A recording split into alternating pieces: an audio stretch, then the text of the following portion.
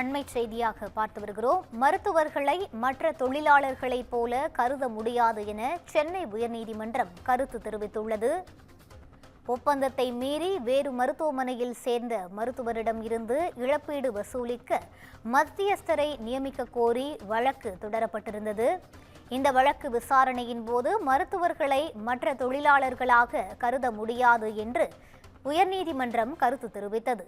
மத்தியஸ்தரை நியமிக்க கோரி மருத்துவமனை தொடர்ந்த வழக்கை 1 லட்சம் ரூபாய் அபராதத்துடன் தள்ளுபடி செய்து சென்னை உயர்நீதிமன்றம் உத்தரவு பிறப்பித்திருக்கிறது.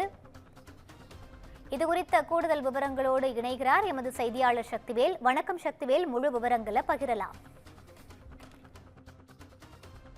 மருத்துவர்களை மற்ற தொழிலாளர்கள் கருத முடியாது என தெரிவித்த சென்னை உயர்நீதிமன்றம் ஒப்பந்தத்தை மீறி வேறு மருத்துவமனையில் சேர்ந்த மருத்துவரிடம் இருந்து இழப்பீடு வசூலிக்க மத்தியஸ்தரை நியமிக்க கோரி மருத்துவமனை தொடர்ந்த வழக்கை 1 லட்சம் ரூபாய் அபராதத்துடன் தள்ளுபடி செய்து உத்தரவிட்டுள்ளது.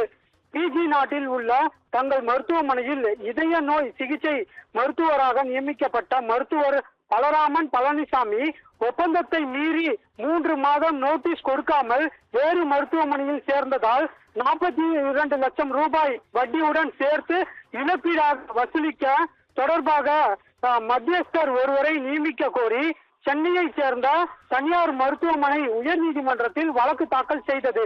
இந்த வழக்கை விசாரித்த நீதிபதி ஆனந்த் வெங்கடேஷ், மருத்துவர்களை மற்ற தொழிலாளர்கள் கருத முடியாது, மருத்துவமனைகள் இல்லாமல் மருத்துவர்கள் தொழில் செய்ய முடியும், ஆனால் மருத்துவர்கள் இல்லாமல் மருத்துவமனை சேவை செய்ய முடியாது என கூறி மருத்துவமனை தாக்கல் செய்த வழக்கை 1 லட்சம் ரூபாய் அபராதத்துடன் தள்ளுபடி செய்து உத்தரவிட்டார்.